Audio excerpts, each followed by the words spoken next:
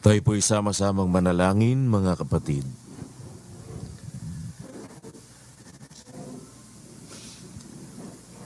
Ama naming makapangyarihan sa lahat, sa pangalan po ng aming Panginoong Hesukristo, dumudulog kaming mga magkakapatid.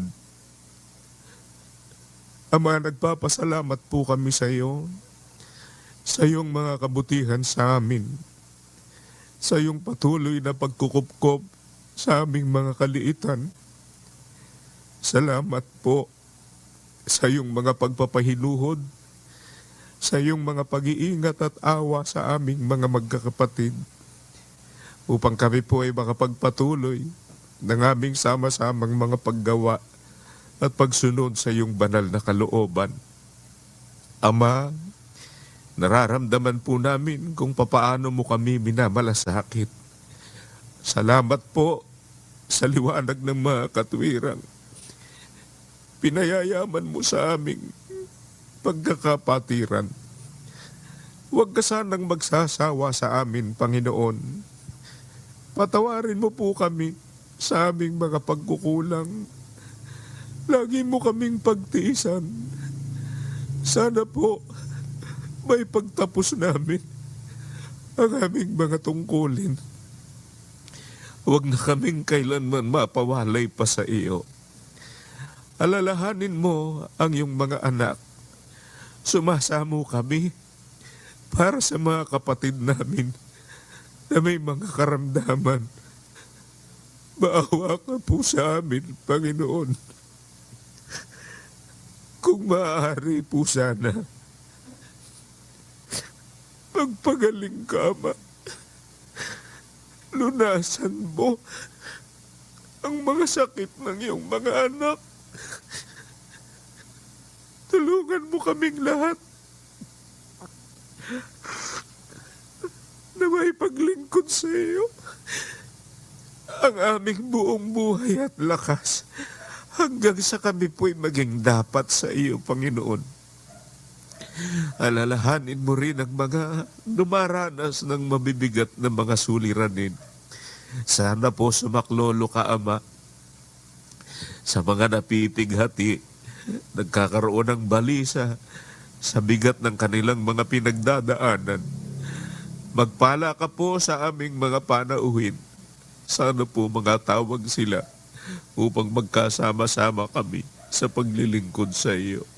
Panginoon, samahan mo po kami sa kabuuan ng aming pagkakatipon. Minsan pabuksan mo ang pintuan ng iyong salita sa iyong bayan upang aming pong magawang sama-sama ang kalooban mo. Sa iyo po namin inihahabilin ang lahat sa amin. Umaamot din kami ng iyong awa para sa aming mga sangbahayan, sa aming mga anak. Mangyari po ang kalooban mo sa aming lahat. Marami pong salamat sa pangalan ng aming tagapagligtas na si Kristo Jesus. Amen. Pagbati po ng pag-ibig at kapayapaan sa inyong lahat, mga kapatid, at magandang araw po sa lahat ng ating mga panauhin. Minsan pa ay salamat sa Diyos sa isa pang mabuting pagkakataon na ipinagkaloob sa atin sa araw na ito. At tayo po ay patuloy na nag-aanyaya din sa ating mga bisita na sana lalo na po yung mga nakapagpasimula ng pakikinig ng panibago nating session ng ating pong mass indoctrination. Ipagpatuloy po ninyo. Nasa day 3 na po tayo, mamayang gabi, araw po ng Wednesday ngayon, alas 7 po ng gabi, Philippine Standard Time. Mga kapatid, alalayan natin ang ating mga panauhin na tayo po naman ay makatulong sa kanilang matapos nila ang pakikinig ng doktrina ng ating Panginoong Hesukristo. At ganoon din para sa ating pong paghahanda ay atin na pong ipinag-aanyaya ang atin pong fourth quarter SPBB. Dahil nasa buwan na po tayo ng Desyembre, na fourth quarter na po kaagad tayo, no? This is going to be on December 19, 20, and 21. Yan po'y araw ng Biyernes, Sabado at Linggo. At ganoon din po ang atin naman pong pagpapasimula ng ating quarterly mass blood donation ay sa December 17 naman po ito, araw ng Wednesday, alas 8 po ng umaga, Philippine Standard Time.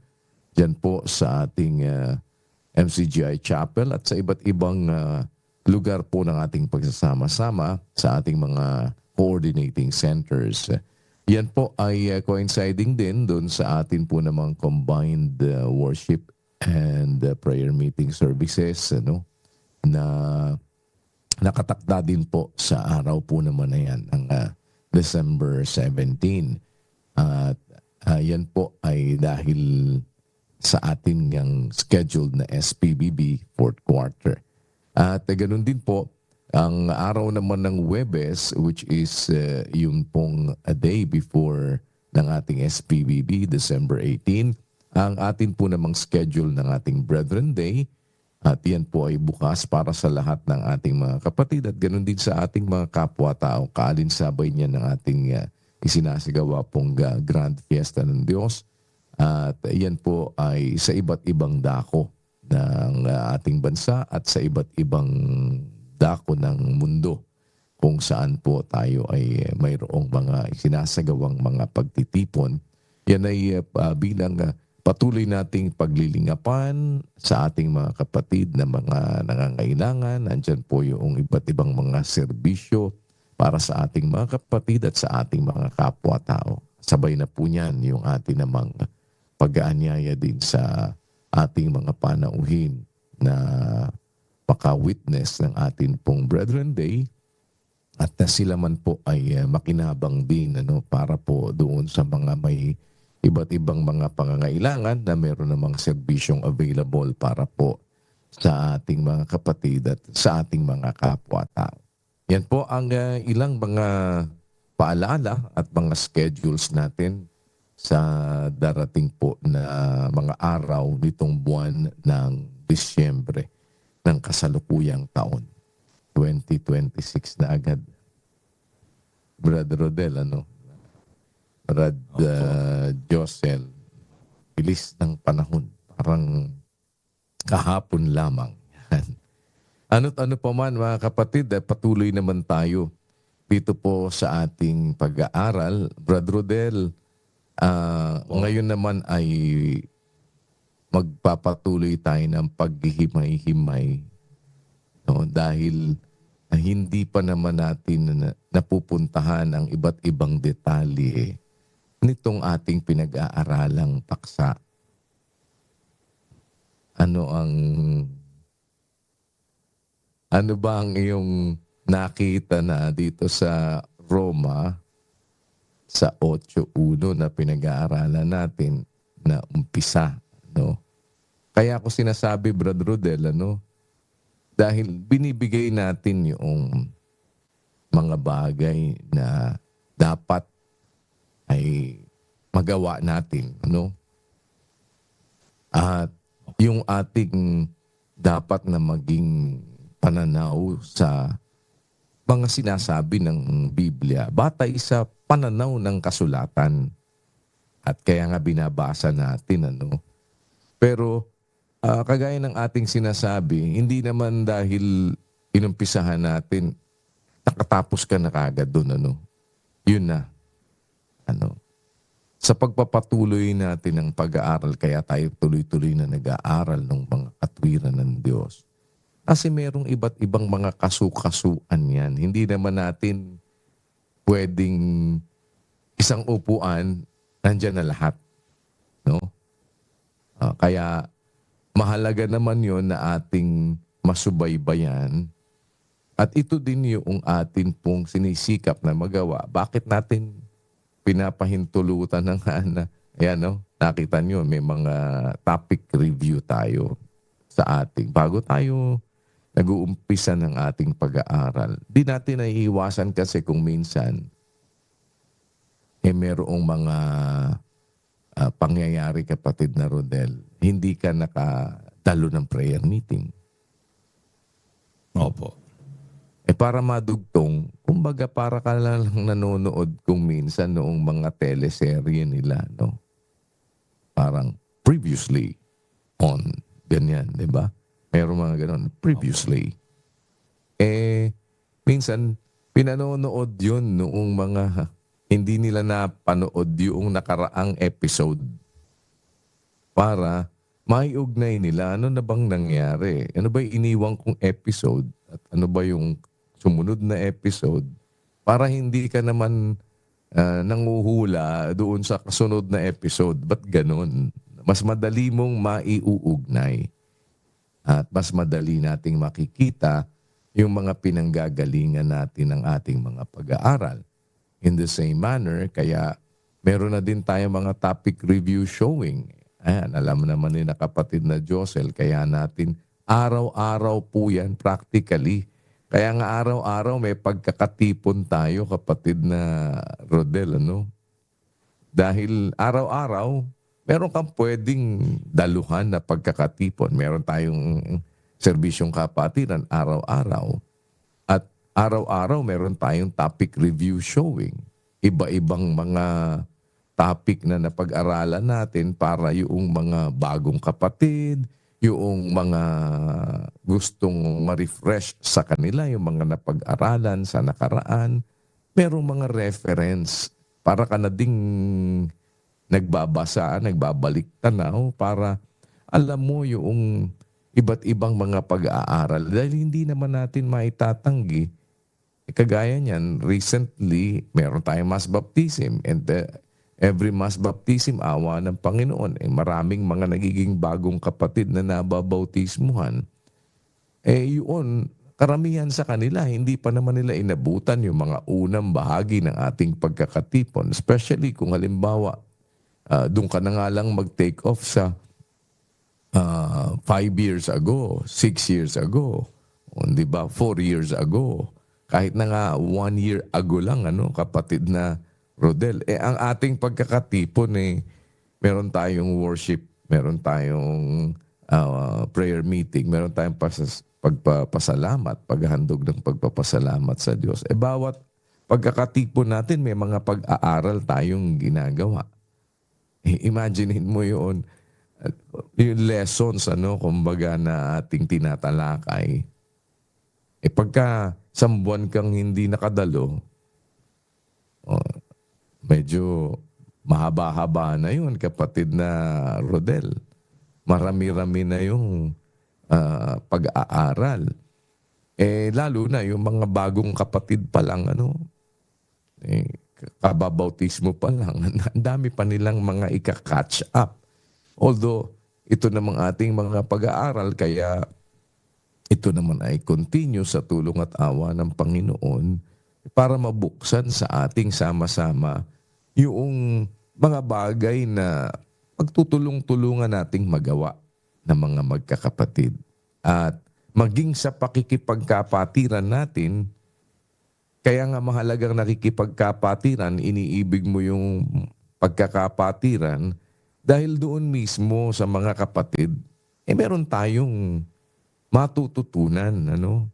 Yung mga nauna sa atin, yung mga kapatid na nandyan na nakapakinig na noong mga bagay na sinusunod natin, paanong gagawin, na tutulungan tayo, na i-guide tayo, kapatid na Rodel, na eto, ganun pala, di nakakatulong din yung nakikitang pagsunod ng ating mga kapatid doon sa mga bagong kapatid at yung mga kapwa-tao naman din natin na nakakasalamuha natin at nakikipagkatipon sa atin. And so, ngayong araw, kapatid na Rodel, kaya natin binabalikan yun para makita mo, no, na hindi tapos agad. Opo. Sabi nga ni kapatid na Eli, hindi mo naman mauubos yung laman ng katuwiran ng Diyos in your lifetime, kapatid na Rodel. Opo, kuya. Kaya ngayon ay sinasabi natin ito para hindi ka kaagad magko-conclude at tatalon ka sa ibang bagay nang hindi pa naman natin napapag-aralan. Doon ka muna, no? Doon ka muna sa pinag-aralan na natin. O edi, andun muna. Huwag mo munang tawirin yung ibang mga bagay na mauuna ka pa, hindi mo pa naman alam kung, o kaya magko-conclude ka, ibig sabihin ganito. Teka muna, dito ka muna sa ibig sabihin nung pinag-aralan natin, Brad Rodel. Tama po. Oh. So ano ngayon ang ibig sabihin ng pinag-aralan natin sa nakuha mo, kapatid na Rodel? Ayun po kuya, awa po ng Panginoon, yung nasa Roma 8:1 po na yon. Napakaganda po kasing kalagayan nito na dapat nating hangarin yung tayo po ay maging kay Kristo Jesus at manatiling kay Kristo Jesus. Kasi wala nang anumang hatol sa mga na kay Kristo Jesus. May hatol Ano po, pero pag na kay Kristo Jesus ka, wala nang anumang hatol sa na kay Kristo Jesus. Ang isang nakita na natin po nung nakaraan dyan, yung mga na kay Kristo Jesus, yung mga nasa pananampalataya. Yung mga sumasampalataya, yun po yung mga na kay Kristo Jesus. Pero dito sa 8:1 ng Roma, merong bagay din tayong dapat napansinin dito na sinasabi ni Pablo. Wala nang anumang hatol sa mga na kay Kristo Jesus na nagsisilakad hindi ayon sa laman. So yung kay Kristo Jesus, lumalakad. Pero ang lakad niya, hindi ayon sa laman. Pag hindi ayon sa laman, kontra sa laman. Ang lakad ng mga kay Kristo Jesus. Paano yung lakad nila na yon? Nagsisilakad hindi ayon sa laman, kundi ayon sa Espiritu. Yun po ang mga kay Kristo Jesus. Lumalakad ng ayon sa Espiritu at ang kanilang lakad na ayon sa Espiritu, hindi po iyon ayon sa laman, kontra po yun sa laman. At ang sinasabing paglakad ng ayon sa Espiritu ay paglakad ng ayon sa salita ni Kristo. At nakita natin ang salita ni Kristo, hindi kanyang salitang sarili Galing po sa Ama yung sinasalita ni Kristo. Kaya pag sinabing salita ni Kristo, salita po yun ng Diyos. Nakita natin yun, 12:49 hanggang 50 ng Juan. Tapos yung salita ni Kristo, Espiritu yun, 6:63 ng Juan. Ang mga salitang sinalita ko sa inyo ay pawang Espiritu at pawang buhay. So pag sinabing lumalakad ng ayon sa Espiritu, lumalakad ng ayon sa salita ni Kristo. At yung salita ni Kristo, salita po ng Diyos yun. Bakit sinasabing wala nang anumang hatol sa mga na kay Kristo Jesus na nagsisilakad hindi ayon sa laman kundi ayon sa Espiritu? Kasi lumalakad ka ng ayon sa salita ng Diyos yung salita ng Diyos, yun po ang hahatol. Paano ka namang hahatulan pa kung lumalakad ka naman ng ayon doon sa salita ng Diyos na yun po yung ipanghahatol. Kaya hindi basta sinabing wala nang anumang hatol sa mga na kay Kristo Jesus, ano ka na, kumbaga hanggang doon ka na lang. Dapat maintindihan po natin yon. Kung kay Kristo Jesus ka, nasa pananampalataya ka, lumalakad ka ng ayon sa Espiritu o ayon sa salita ng Diyos, yung salita ng Diyos ang ipanghahatol. Lumalakad ka ng ayon doon, di ka naman kumokontra. Well, anong hatol meron ka? Wala. Mga kapatid, napakaganda po ng punto na yon na sabi ko nga, ngayon ko lang nakita ng ganong kaliwanag yung punto na yon, bakit wala ng hatol sa mga na kay Kristo Jesus. Kasi lumalakad sila ng ayon sa salita ng Diyos, yung salita ng Diyos ang hahatol. Wala nang ang hatol sa mga lumalakad ng ayon sa Espiritu. Ganun din. Yan muna, kapatid na Rodel. Opo. May hatol, wala? May hatol.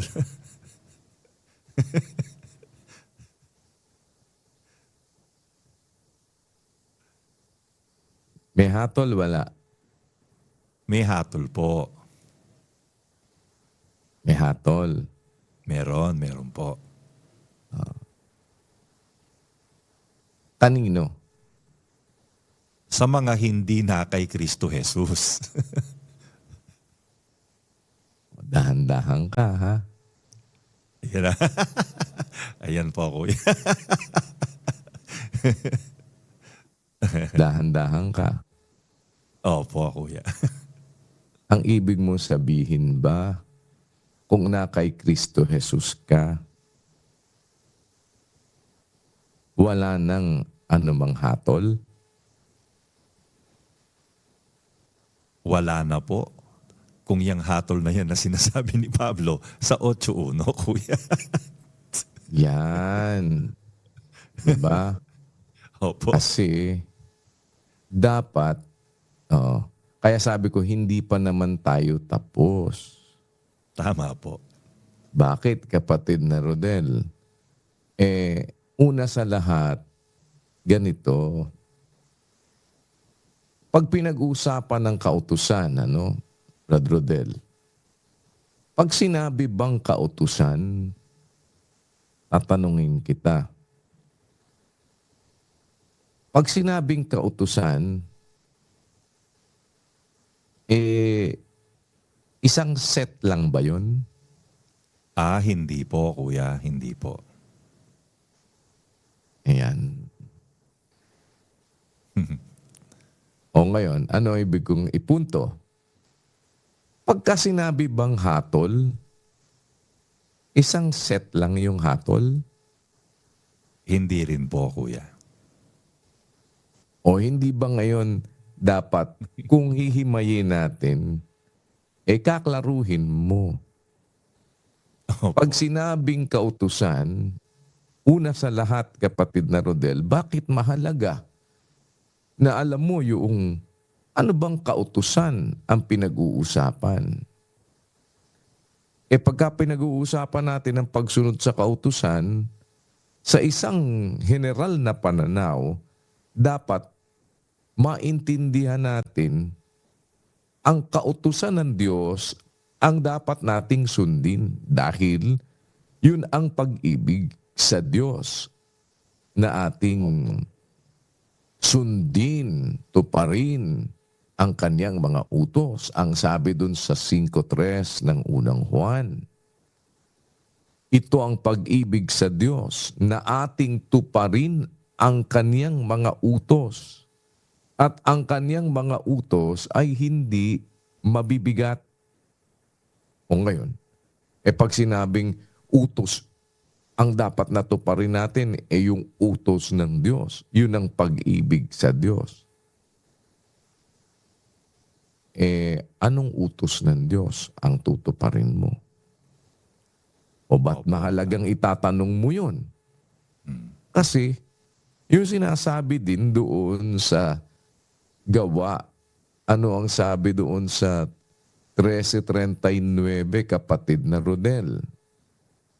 Ito po. At sa pamamagitan niya, ang bawat nananampalataya ay inaaring ganap sa lahat ng mga bagay. Na sa mga ito'y hindi kayo aariing ganap sa pamamagitan ng kautusan ni Moises. Yan. O malawak na naman ito, kapatid na Rodel. Opo. Bakit malawak na usapin? Kasi ang unang dapat nating maintindihan yung kautusan ba ni Moises? Kaninong utos ba yun, kapatid na Rodel? Yon, kuya. Opo. Hindi ba, no? Opo, opo. O sa pamamagitan niya, ang bawat nananampalataya sa pamamagitan ng ating Panginoong Sukristo, inaaring ganap sa lahat ng mga bagay. Na sa mga ito'y hindi kayo aariing ganap sa pamamagitan ng kautusan ni Moises. Dapat ba, pagka ba pinag-usapan kautusan ni Moises, hindi mo na kailangan ng pananampalataya dahil kautusan ni Moises? Kaya nga nangabadi sila dahil sa kawalan ng pananampalataya. Pinag-aralan na natin yan, kapatid na Rodel? Opo, opo, kuya. Ibig sabihin, hindi dahil kautusan ni Moises ang pinag-uusapan, hindi mo na kailangan ng pananampalataya. Opo. Pero sa pamamagitan ng ating Panginoong Hesukristo, ang inaaring ganap anwika ang bawat nananampalataya sa lahat ng mga bagay. But it doesn't mean yung nung sabihin hindi kayo aariing ganap sa pamamagitan ng kautusan ni Moises, hindi mo na dapat na wala na dapat pananampalataya. Nakahiwalay na yung pananampalataya. Teka muna, panibagong usapin yun, kapatid na Rodel. Opo. Ngayon, may kautusang sinasabi dito, kautusan ni Moises. Yung kautusan ni Moises, kaninong kautusan ba yun? Opo. Hindi ba? Sino ba nagbigay sa kanya nun? Opo. Naintindihan mo, di ba? Opo, kuya. Ibinigay ng Diyos yun kay Moises. Opo. Di, kanino yun, kapatid na Rodel? Sa Diyos din po yun. Di ba? Kaya nga, Opo. ang sinasabi, isang bagay, kapatid na Rodel, basahin mo na muna yung nasa Malakias 4. 4. Opo. Alalahanin ninyo ang kautusan ni Moises na aking lingkod, na aking iniutos sa kanya sa Horeb para sa buong Israel, na may mga palatuntunan at mga kahatulan. Kanino yon? Sa Diyos po, kuya. Ngayon, yun namang sinasabi ni Pablo sa 6:2 ng Galacia, na anong sabi, kapatid na Rodel? Ito po. Magtulong-tulong kayo sa pagdadala ng pasanin ng isa't isa at sa gayon ninyo matutupad ang kautusan ni Kristo. May kautusan ni Moises na binabanggit at may kautusan ni Kristo na binabanggit. Yung kautusan ni Moises, binigay sa kanya ng Diyos yun . Kautusan din ng Diyos yun. Yung kautusan ni Kristong sinasabi, kaninong kautusan yun? Ang liwanag ng pinag-aralan natin, nasa 12:49-50 ng Juan, na ang sabi ng Panginoong Kristo, hindi siya nagsasalita mula sa kanyang sarili, kundi ang wika, ang Ama na sa akin ay nagsugo. Siyang nagbigay sa akin ng utos kung ano ang dapat kong sabihin at kung ano ang dapat kong salitain. At nalalaman ko na ang kanyang utos ay buhay na walang hanggan. Di utos ng Diyos yun, Yung mga bagay na sinasalita ko, sabi niya, ayon sa sinabi sa akin ng Ama, gayon ko sinasalita. Kaya yung kautusan ni Kristo, di mo naman pwedeng itangging kautusan ng Diyos yun. In the same manner, na yung binabanggit na kautusan ni Moises, hindi mo rin pwedeng tangging yun ay kautusan ng Diyos. Opo. Tama ba, kapatid na Rodel? Tama po yun, kuya. O kaya lang, wag mo ding kalilimutan ang isang bagay nang sabihin naman doon sa Hebreo 7, kapatid na Rodel, na ang sabi naman sa 12, pakibasa mo. Opo. Sapagkat ng palitan ang pagkasaserdote, ay kinailangang palitan naman ang kautusan. Ano ibig sabihin? Hindi na kautusan ng Diyos yung ipapalit. Tama po, kuya.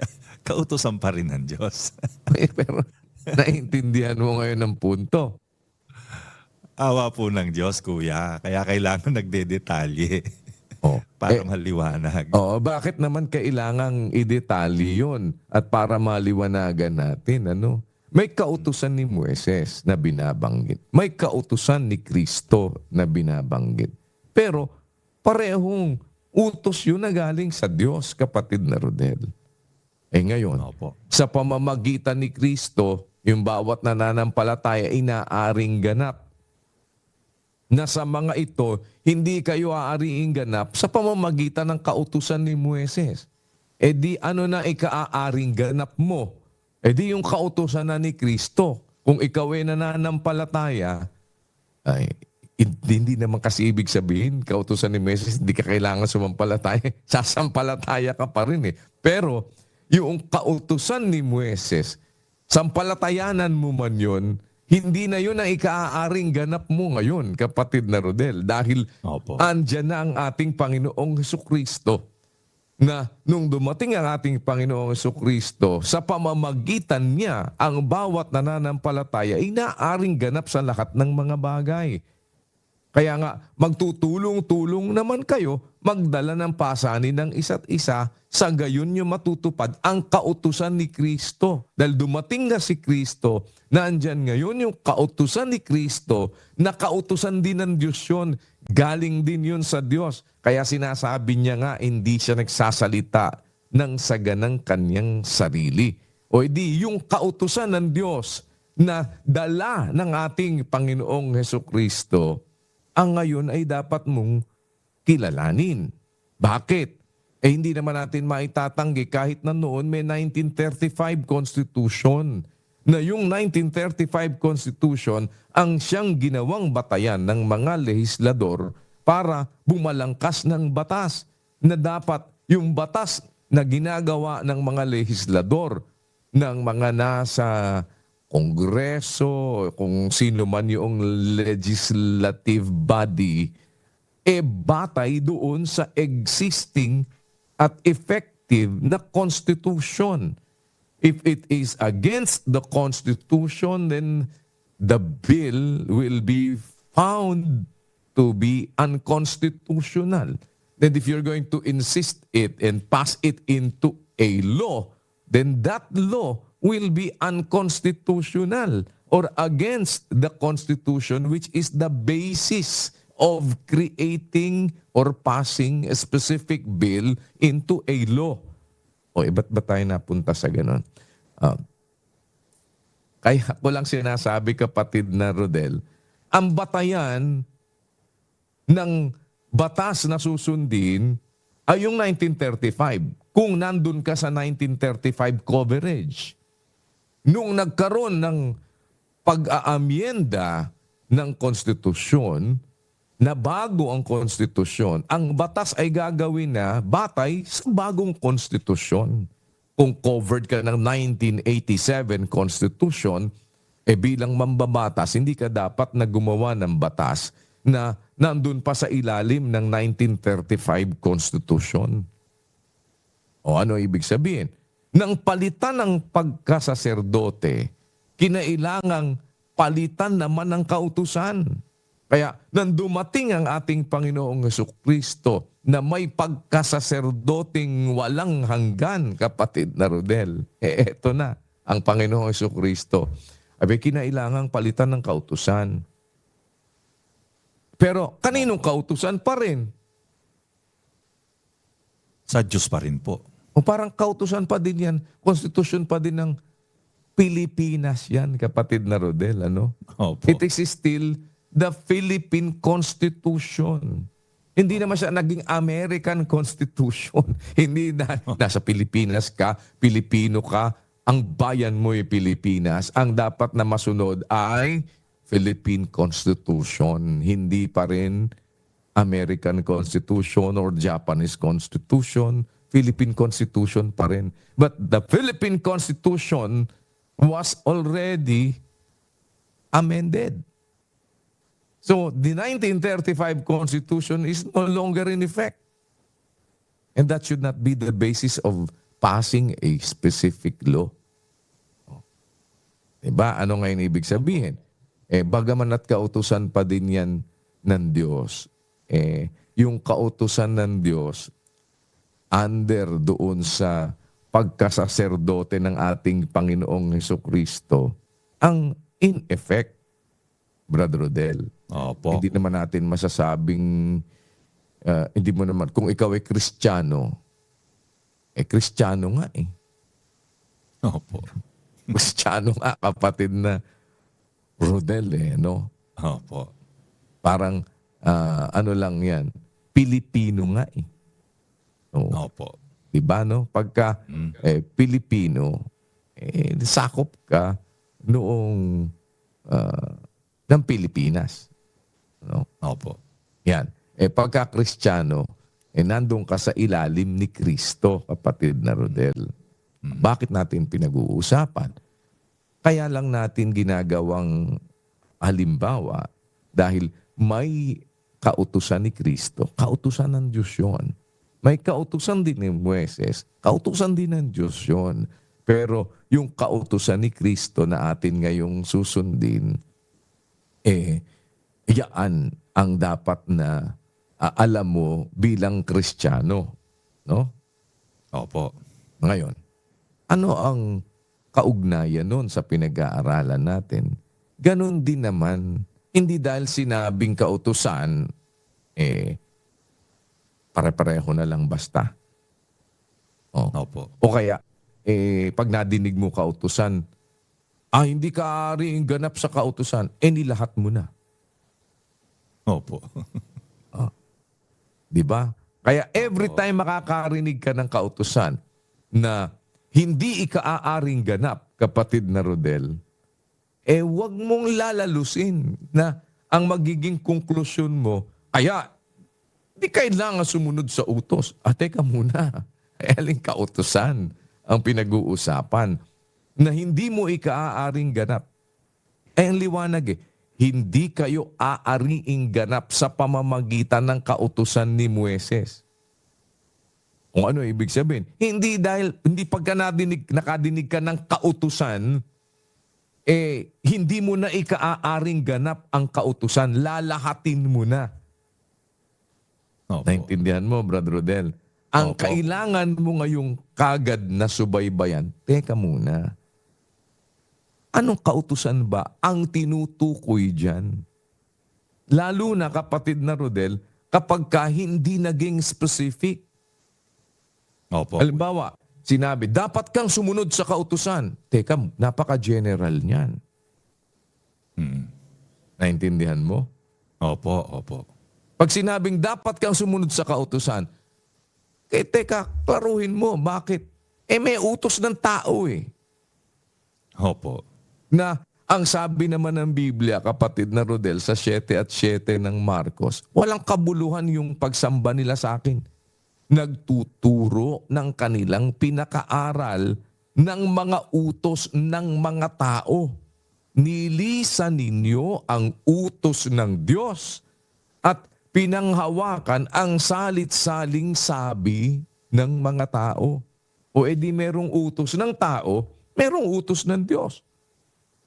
Kaya hindi ibig sabihin, kapatid na Rodel, pag nadinig mo, sinabi halimbawa, walang kabuluhan yung pagsunod sa utos. Teka muna.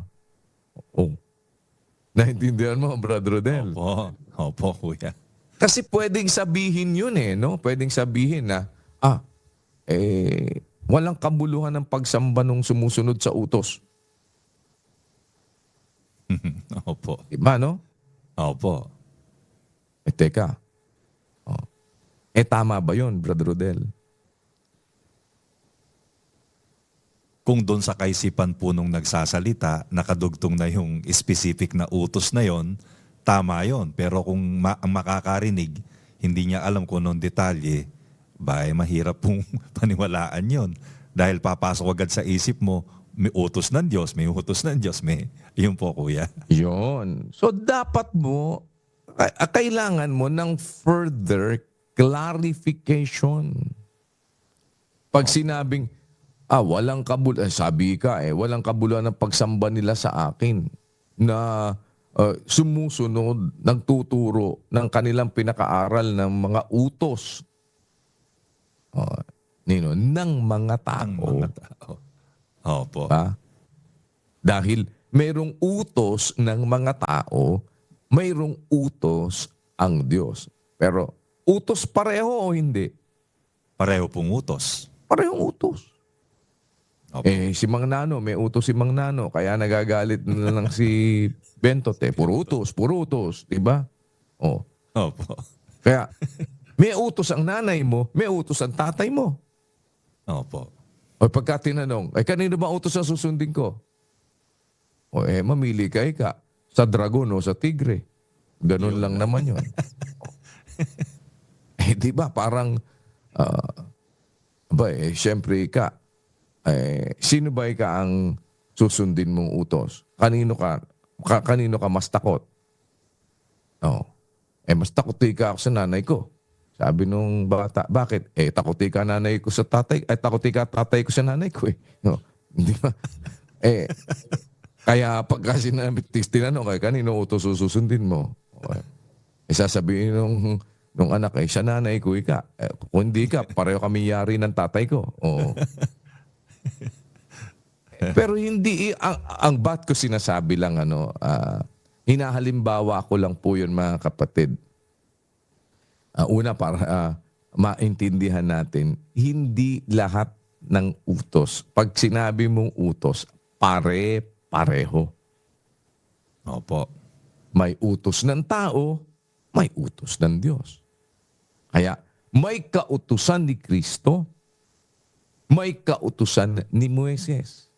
Pareho man silang kautusan ng Diyos, pero iba ang klasifikasyon dahil nakahanay sa kautusan ni Kristo at kautusan ni Moises. Magkaibang panahon, kapatid na Rodel, panahon ng mosaiko at panahon ng Kristiyano. O magkaibang panahon yon. Kasi may mga bagay, kapatid na Rodel, parang, di ba, sakdal nung kanyang kapanahunan. O di meron siyang kapanahunan, kapatid na Rodel. Kaya Opo. si Noe, kapatid na Rodel, lalaking matuwid at sakdal, ang sabi, dun sa 6:9, pakibasa mo ng Genesis. Opo. Ito ang mga lahi ni Noe. Si Noe ay lalaking matuwid at sakdal noong kapanahunan niya. Kailan yon pinag-uusapan dito, kapatid na Rodel? Noon pong kapanahunan ni Noe, kuya. Edi may kapanahunan si Noe. Opo. Noong kapanahunan ni Noe, siya ay matuwid at sakdal. Nung kapanahunan niya. Opo. Ano ibig sabihin? Ngayon ba, nasa kapanahunan ka pa ba ni Noe? Hindi na po, kuya. Edi iba yung kapanahunan ni Noe, iba yung kapanahunan natin ngayon. Opo. Sana naiintindihan mo. Bakit Awa, natin ngayon ito ibig na ma-reiterate? Pag sinabi, kapatid na Rodel, wala nang anumang hatol sa mga na kay Kristo Jesus na nagsisilakad hindi ayon sa laman, kundi ayon sa Espiritu. Yan, kapatid na Rodel. Tatanungin kita, Opo. may hatol ba o wala? Meron po. Ngayon, I will be more specific. Sa mga na kay Kristo Jesus na nagsisilakad hindi ayon sa laman, kundi ayon sa Espiritu, may hatol ba o wala?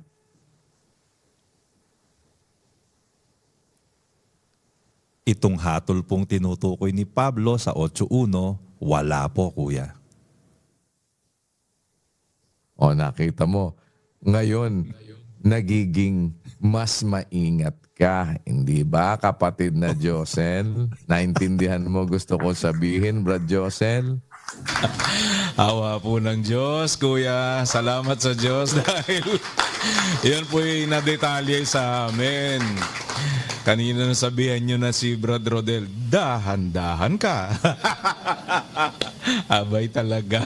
Pagka kasi jumping into quick conclusion, nabasa mo, wala nang anumang hatol sa mga na kay Kristo Jesus.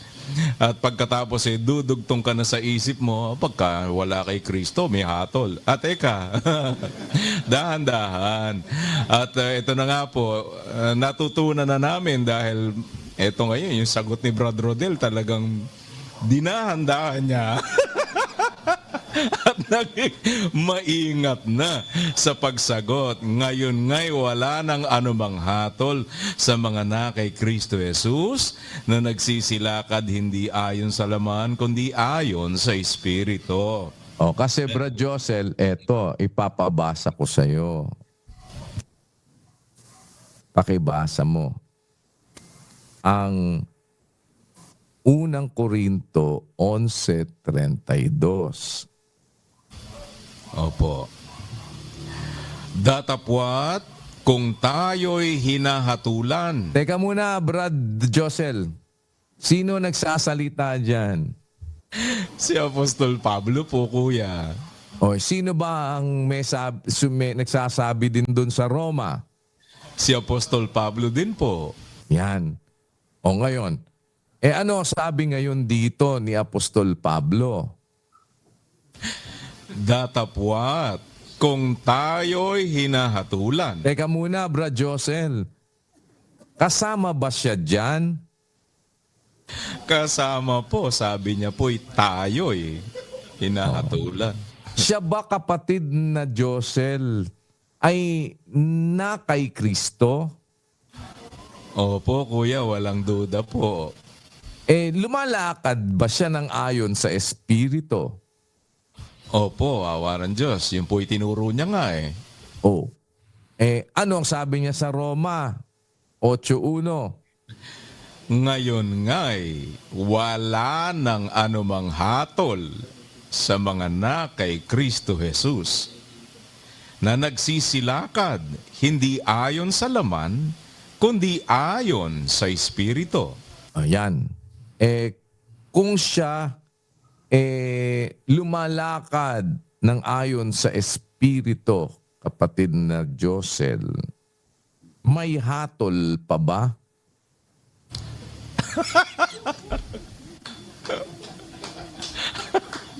Sa 8:1 po, sabi niya po, wala nang anumang hatol. O doon sa 11:32. Brad Rodel, lumanda ka na.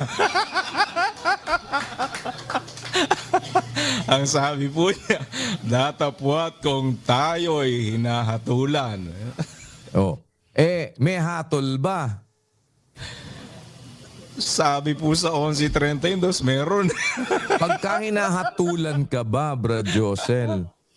May hatol o wala? Meron po. Kasama ba siya dyan? Kasama po. O kasama din ba yung mga kapatid na kausap niya? Kasama po, kuya. Ibig mo bang sabihin ngayon, hindi sila lumalakad ng ayon sa Espiritu? Yan na nga po ang sasagutin ni Brad Rodel ngayon.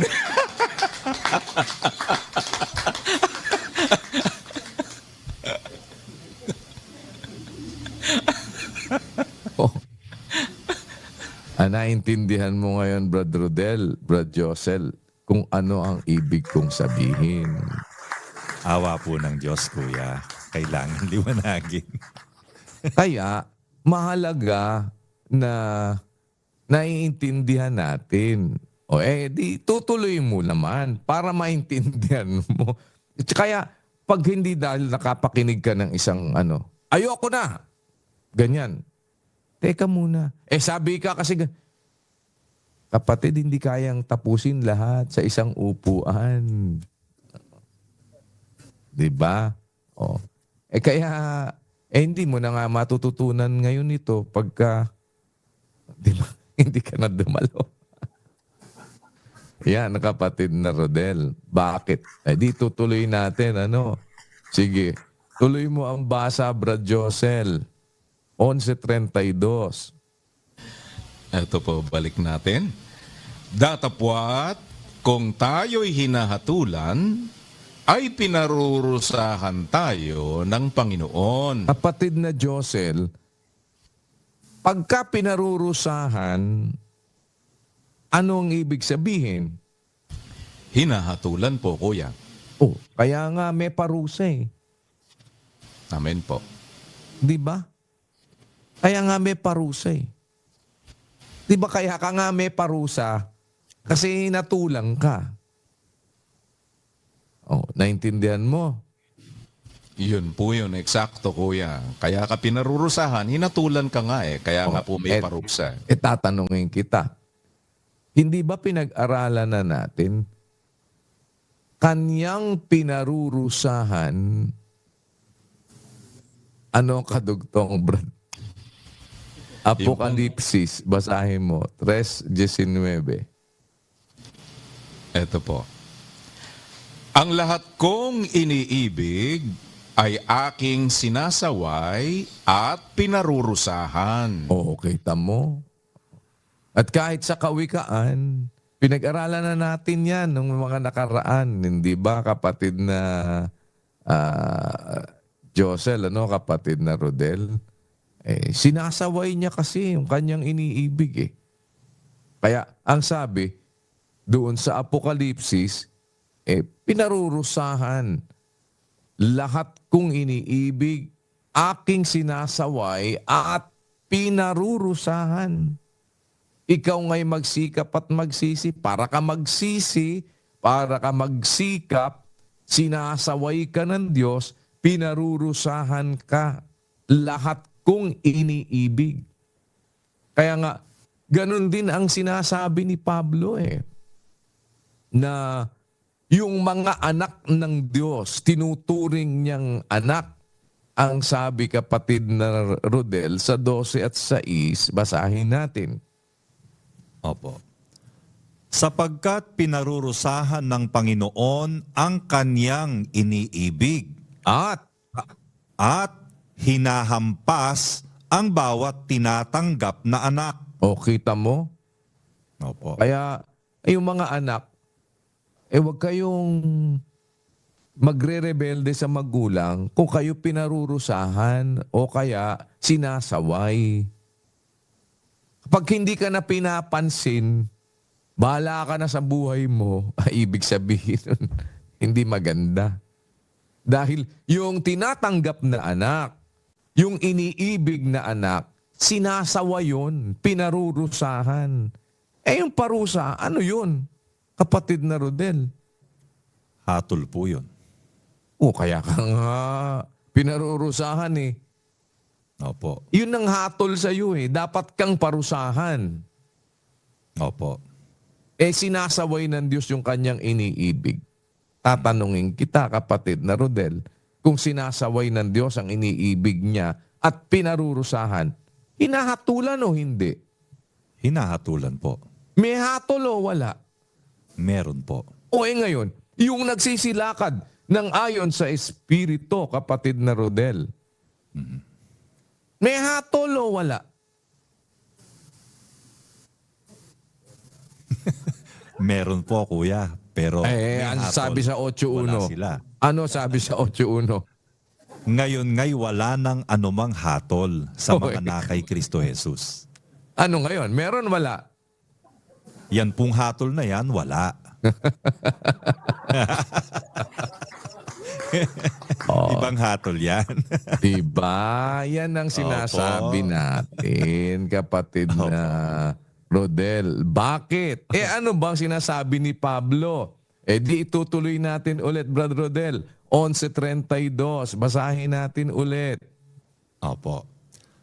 Datapwat kung tayo'y hinahatulan, ay pinarurusahan tayo ng Panginoon upang huwag tayong mahatulang kasama ng sanlibutan. Ayun, kapatid na Rodel, maliwanag naman pala eh. Opo. Yung hatol na kasama ng sanlibutan. Opo. Bakit? Di babasahin natin ulit yung 12:47, kapatid na Rodel, ng Juan. Opo. At kung ang sino mang tao'y nakikinig sa aking Sa mga 48 na tayo, kapatid na Rodel. 48 na tayo. Opo. Ang nagtatakwil sa akin at hindi tumatanggap sa aking mga pananalita ay mayroong isang hahatol sa kanya. Ang salitang aking sinalita ay siyang sa kanya'y hahatol sa huling araw. Ayon, kapatid na Rodel. May hatol pala sa huling araw. Amen. Yung hindi tumatanggap ng kanyang pananalita, hindi lumalakad ng ayon sa Espiritu kasi yung Espiritu, yung kanyang salita, pawang Espiritu, pawang buhay, hindi tinatanggap, hindi lumalakad ng ayon sa Espiritu, may isang hahatol sa kanya. Ang salitang aking sinalita ay siyang sa kanya'y hahatol sa huling araw. Di meron palang hatol sa huling araw, kapatid na Rodel. Opo. Ngayon, wala nang anumang hatol sa mga na kay Kristo Jesus. Lalalusin mo na kagad. Sinabi mismo ni Pablo, kung tayo'y hinahatulan, pinarurusahan tayo ng Panginoon upang huwag tayong mahatulang kasama ng sanlibutan. Di merong hatol na kasama ng sanlibutan, kapatid na Rodel. Mayroong hatol sa huling araw. Hahatulan sa huling araw. Huling araw na ba ngayon? Ay, hindi po. Kaya, kapatid na Rodel, nang sabihin ni Pablo, kung tayo'y hinahatulan, pinarurusahan tayo ng Panginoon upang huwag tayong mahatulang kasama ng sanlibutan. Hinahatulan ka, hindi kasama ng sanlibutan. Opo. Pero may hatol ba? Wala. Meron po. Oo. Kung hinahatulan tayo, pinarurusahan tayo ng Panginoon. Bakit pinarurusahan? Yung kanyang iniibig, sinasaway, pinarurusahan. Ba't niya pinarurusahan? Para wag kang makasama na maparusahan ng sanlibutan. Para wag kang kasamang mahatulan ng sanlibutan. Kaya ang sabi ni Pedro, kapatid na Rodel, basa tayo. Unang Pedro 4:17. Opo. Sapagkat dumating na ang panahon ng pasimula ng paghuhukom sa bahay ng Diyos. Kung dumating na yung pasimula ng pag-uukom sa bahay ng Diyos, may hatol na ba? Wala pa. Meron na po. Bakit? At kung mauna sa atin, kita mo? Opo. Nauuna pala doon sa bahay ng Diyos. Ano kaya ang wika ang wakas ng mga hindi nagsisitalima? Saan? Sa Ebanghelyo ng Diyos. Hindi lumalakad ayon sa Espiritu. Amen. Opo. Naintindihan mo, kapatid na Opo, Rodel? kuya. Opo. Ano yan? Otra cosa. Opo. Kaya ano ibig sabihin? Ay mayroong nagpasimula na yung pag-uukom sa bahay ng Diyos. Kung mauna sa atin, kung nauna yung pag-uukom sa bahay ng Diyos, una yung hatol. Opo. Tama.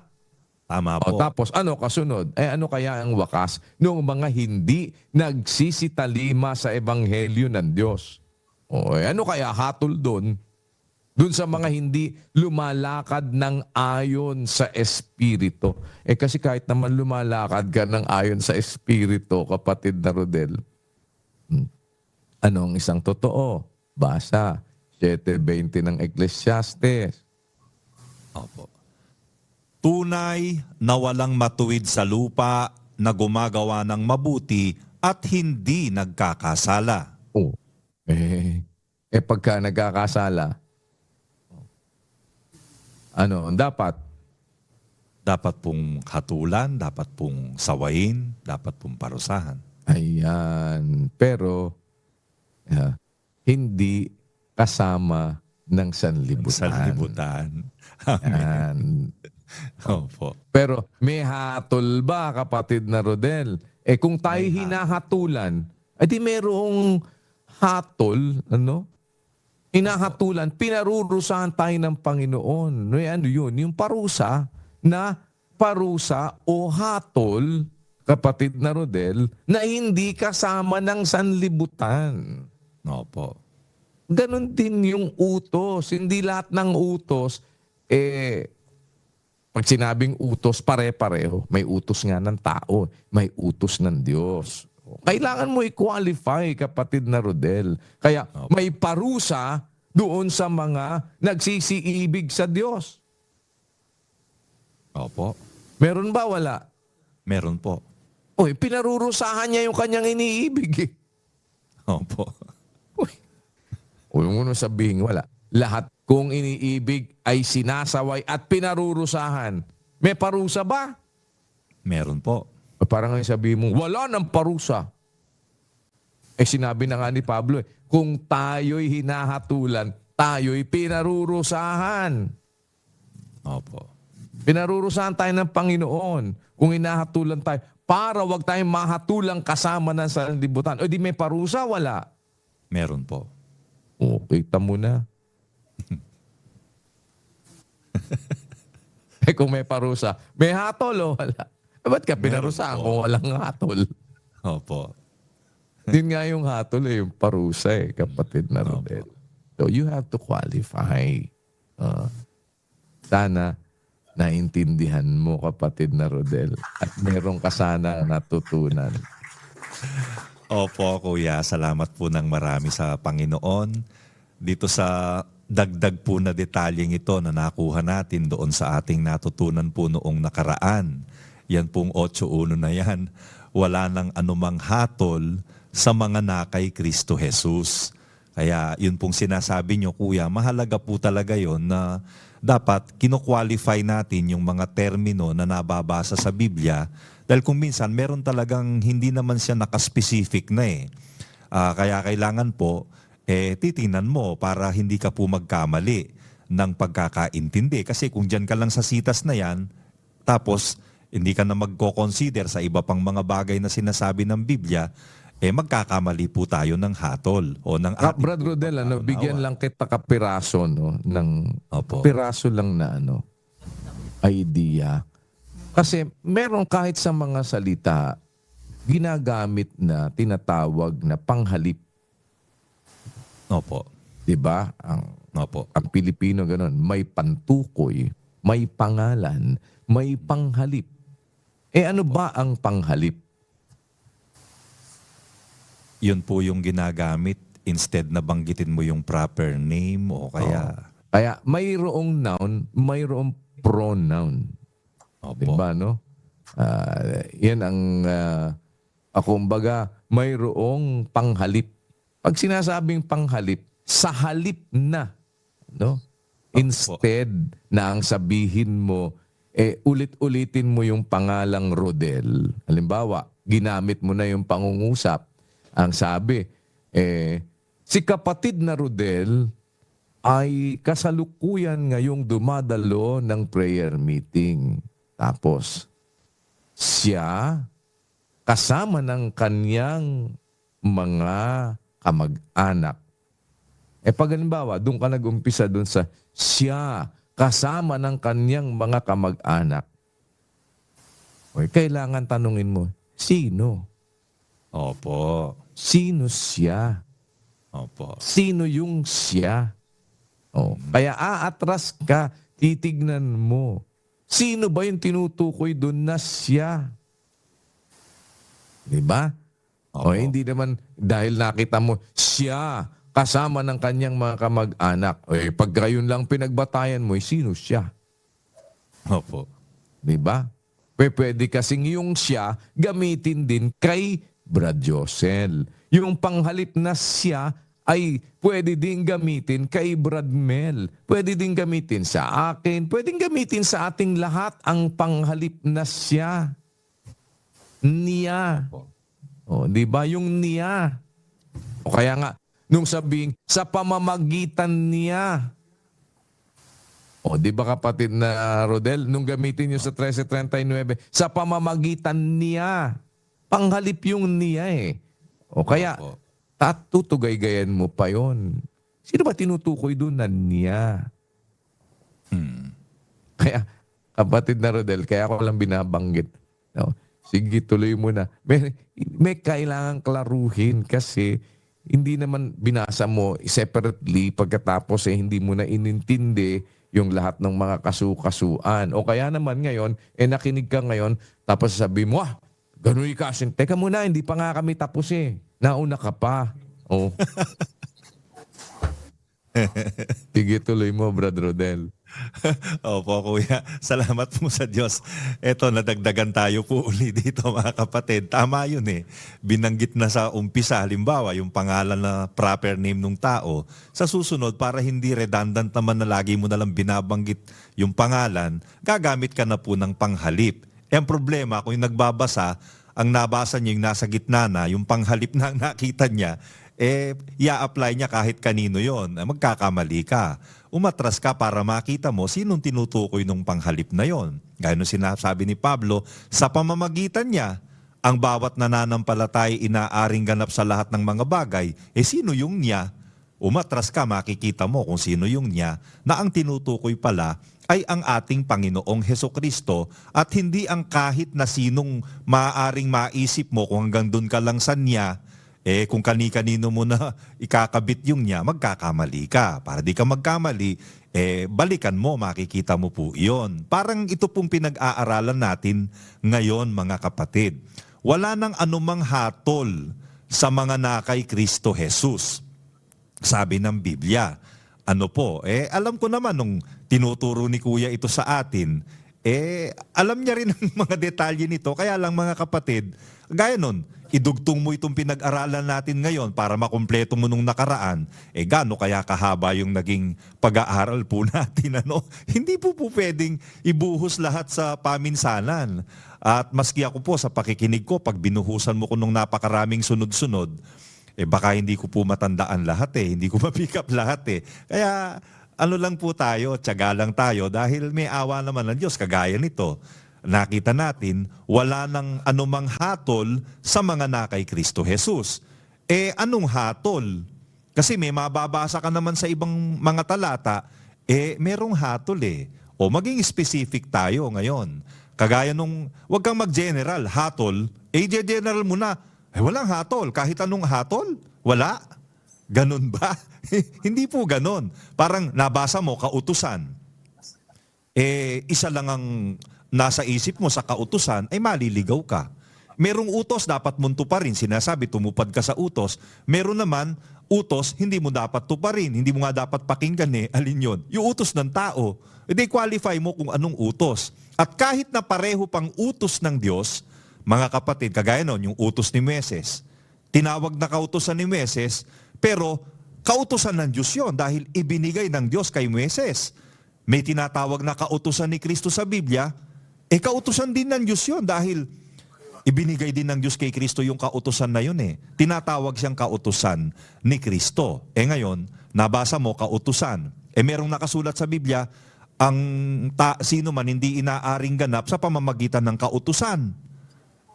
Yun yung nabasa mo, hindi inaaring ganap sa pamamagitan ng kautusan, kinongclude mo na, lahat na ng utos.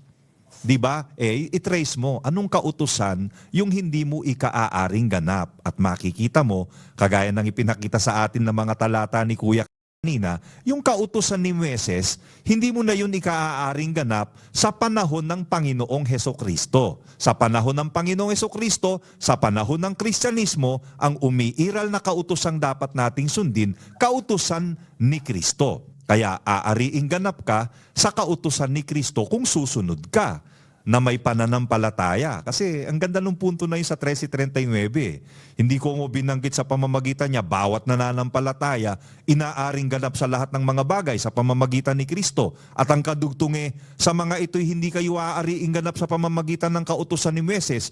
Ibig bang sabihin sa panahon ng ang umiiral kautusan ni Moises, hindi kailangan ng pananampalataya? Napag-aralan na nga po natin yun. Mga kapatid, ano? Kung walang pananampalataya, di maaaring maging kalugod-lugod sa Diyos. Yung mga sumunod sa utos na yun ni Moises na walang pananampalataya, hindi naging dapat sa Diyos. Kailangan din ng pananampalataya doon sa kautusan ni Moises. Kaya lang, dumating ang panahon, nung palitan ng pagkasaserdote, pinalitan naman ang kautusan. Kailangan palitan naman ang kautusan. Kautusan na ni Kristo ngayon, yun na po yung susundin natin ngayon. Kaya wag mong i-general pag nabasa mong kautusan, tinan mo anong specific na tinutukoy na dapat nating sundin at ano naman yung kautusang hindi mo na dapat sundin ngayon kasi hindi na yun ang para sa atin. Panapanahon yan Si Noe, sakdal siya at matwid noong kapanahunan niya. Noong panahon niya. Panahon pa ba ni Noe ngayon? Sabi nga ni Kuya, ay malayo na tayo sa panahon ni Noe. Panahon pa ng dilubyo yun Mga kapatid, iba na panahon ngayon. Panahon na ni Kristo. So, ang utos, pag sinabing utos, kasi general yung nakasulat ito ang pag-ibig sa Diyos, ating tuparin ang kanyang mga utos. Pag doon ka lang, utos, nabasa utos, i-general mo na. Kagaya nung nabasa utos, 10 utos agad ang pakahulugan mo, mamamali ka doon. Tama yon ang pag-ibig sa Diyos, pagsunod sa kanyang mga utos. Sa panahong Kristiyano, paano mong maipapakita ang pag-ibig mo sa Diyos? Sa pagsunod mo sa kanyang mga utos. Aling utos? Yung utos para sa atin.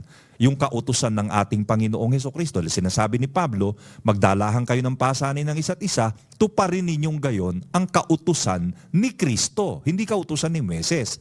So, kailangan mag-specific ka. Ganon din po yung sa hatol. Wala nang anumang hatol sa mga nakay Kristo Jesus na nagsisilakad ng hindi ayon sa laman, kundi ayon sa Espiritu. Anong hatol? Maliwanag pong nakita natin mga kapatid. Nandun pala agad yun sa pinag-aralan po natin nung nakaraan. Kaya lang, mahirap mong i-mix lahat mga kapatid.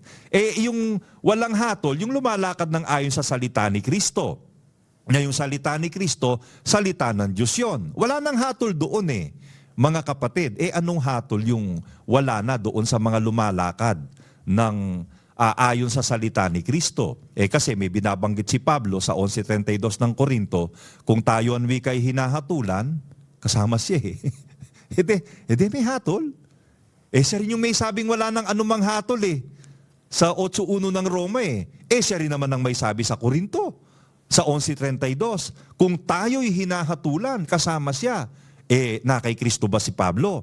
Na kay Kristo ba yung mga taga-Korinto? Na kay Kristo rin po yun. Kagaya nung sinasabi niya sa Roma, may hatol ba? Meron. Ngayon, pagka hindi mo iintindihin, ano'y ka ito? Magkakontra. Sa Roma ka, sabi walang hatol. Dito sa Korinto, meron. Hindi magkakontra yan pagka naintindihan mo. Bakit? Sabi ni Pablo, kung tayo hinahatulan, pinarurusahan tayo ng Panginoon. Ba't ka pinarurusahan? Hinahatulan ka. Di ba? Bakit? Sabi kasi sa Biblia, ang lahat ng iniibig ko, sinasaway ko at pinaparusahan ko. Magsikap ka at magsisi. Pagka pala iniibig ka ng Diyos, pinaparusahan ka niya. Sinasaway ka niya. Ba't ka pinaparusahan? Hinahatulan ka. Di ba? Ngayon, sabi ni Pablo, kung tayo hinahatulan, ay pinarurusahan tayo ng Panginoon. Kaya pagka napaparusahan ka, nahatulan ka, ibig sabihin. Bakit? Upang huwag tayong mahatulang kasama ng sanglibutan. Para huwag tayong masama doon sa hatol na kasama ng sanglibutan. Ngayon pa lang po, hinahatulan na po tayo. Kaya may paghatol. May hatol sa mga nakay Kristo Jesus. 4.17 ng unang Pedro, ang sabi ng isa pang apostol, dumating na ang panahon ng pasimula ng paghuhukom. O pag naguhukom, mahatol pa. Naguhukom nga di may paghatol, dumating na ang panahon ng pasimula ng paghuhukom sa bahay ng Diyos. At kung mauna sa atin, nauuna po pala sa atin, nauuna pala sa bahay ng Diyos, nauuna sa mga nakay Kristo Jesus ang paghuhukom o ang paghatol. Ngayon, anong kadugtong? Ano kaya ang wakas ng mga hindi nagsisitalima sa Ebanghelyo ng Diyos? Yung hindi tumatalima sa Ebanghelyo ng Diyos, hindi tumatalima sa salita ni Kristo, hindi lumalakad ayon sa Espiritu. Ano kaya ang wakas nun? Sabi ng apostol na si Pablo, meron palang paghatol talagang nagaganap sa mga nakay Kristo Jesus. pinaparusahan para magsisi, para po magsikap, para hindi makasama sa hatol sa sanglibutan, bago kang masama doon. Kasi ang sabi ni Kristo, 12:48 ng Juan, sabi ng Panginoong Hesukristo, ang nagtatakwil sa akin at hindi tumatanggap ng aking pananalita, mayroong isang hahatol sa kanya. Yung hindi tumatanggap, yung hindi lumalakad ng ayon sa Espiritu, hindi lumalakad sa salita ni Kristo kasi hindi nga tumatanggap mayroong isang hahatol sa kanya. Ang salitang aking sinalita, ang siyang sa kanya'y hahatol sa huling araw. O may hatol sa huling araw doon sa mga nag-reject sa salita ng Diyos. Hindi lumalakad ng ayon sa Espiritu. May hatol sa huling araw, may hatol sa sanglibutan. Para wag tayong makasama sa hatol sa sanglibutan, ngayon pa lang po hinahatulan na tayo. Kaya may hatol ba sa mga nakay Kristo Jesus? Meron. Kasi kahit lumalakad ka naman po sa Espiritu, lumalakad ka sa utos, nagkakasala pa rin po tayo. Maliwanag yon. Tunay na walang matwid sa lupa na gumagawa ng mabuti at hindi nagkakasala. Pag nagkakasala, sinasaway, pinaparusahan, ibig sabihin, hinahatulan. Sa anong intensyon? Para wag ka nang makasama doon sa isa pang hatol. Yung hatol sa sanglibutan, para wag kang masama doon. Para wag kang masama doon sa mga nagtakwil ng salita ni Kristo na hahatulan sa huling araw. Kaya pagdating sa 8:1, tama yon. Wala nang anumang hatol sa mga nakay Kristo Jesus na nagsisilakad hindi ayon sa laman kundi ayon sa Espiritu. Wala nang hatol. Aling hatol? Yung hatol sa sanglibutan, yung hatol sa huling araw. Bakit? Tayo ngayon, hinahatulan na tayo ngayon. Hindi pa naman huling araw ngayon Ngayon tayo hinahatulan. Pagdating nung hatol sa huling araw, nung hatol sa sanglibutan, wala nang hatol sa mga nakay Kristo Jesus. Kaya yun yung hatol na wala na pong anumang hatol sa mga nakay Kristo Jesus. Yun po kuya ang nakuha ko po dito sa ating Kaya mas okay na mahatulang ka na ngayon. Ayo po. Kapatid na Rodel, ano? Kaya nga sabi, tayo'y hinahatulan. Kung tayo hinahatulan, ay pinarurusahan tayo ng Panginoon upang huwag tayong mahatulang kasama ng sanlibutan. Kaya nagpasimula na ang wika ang paghukom sa bahay ng Diyos. Kung mauna sa atin, ano kaya ang wakas ng mga hindi nagsisitalima sa ebanghelyo ng Diyos? Kaya huwag mong subukan. Huwag mo na subukan, kapatid na Rodel. Ang pagsikapan na natin, tayo'y tulong-tulong, sama-samang magsitalima sa ebanghelyo ng Diyos. Sa Diyos ang lahat ng karangalan at ang pinakamataas na pagpupuri, pagpakailanman. Magandang araw po sa inyong lahat.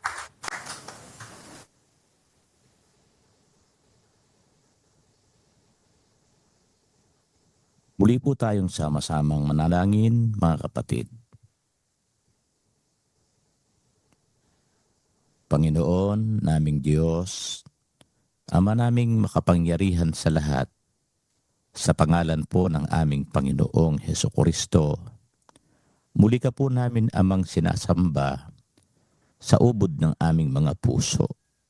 At tumatanaw po kami ng walang hanggang utang na loob sa iyo, sa kapalarang ipinagkaloob mo sa aming lahat na mga magkakapatid, upang kami po ay mapabilang sa iyong bayan, magkaroon ng isang kapalarang higit sa mananasa ng tao sa sanlibutang ito, Ama.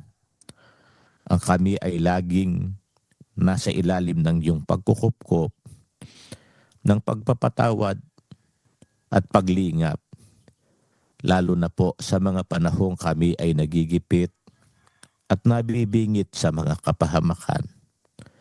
Lagi kang naririyan upang umantabay sa amin. Nagpapatawad kung kami po ay nagkukulang. Inuunawa mo po ang aming mga kaliitan. Salamat po, Ama, ito lamang ang laging nauusal ng aming mga puso at laging hiling namin. Huwag ka po sana amang magsasawang kami ay ampunin. Abutin palagi ang aming mga kalalagayan hanggang sa makatagpos po kami ng aming paglalakbay sa sanlibutang ito. Huwag na kaming mahatulang kasama ng sanlibutan. Patawarin mo po sana kaming palagi, Ama, sa aming mga nagiging mga pagkakamali sa buhay na ito. Sana po, samahan mo kami at saklolohan sa lahat ng aming mga pakikipagbaka ng pananampalataya. Ibig po namin, Amang, maipagwagi. Sana po, huwag mo kaming pababayaan. Lagi mo po sana kaming bakuran ng iyong banal na kapangyarihan. Ang aming mga mahal sa buhay, ang aming mga sambahayan, lalo na po ang aming mga anak. Lagi ka po sanang umantabay, Ama, at magpagaling ng aming mga karamdaman ng lupang katawan, ng amin pong mga kaluluwa. Panginoon, sa iyo namin inilalagak ang lahat ng balisa ng aming mga puso. Mangyari ang iyong kalooban sa aming lahat. Maraming salamat po sa iyo, Ama, sa pangalan ng aming Panginoong Hesukristo.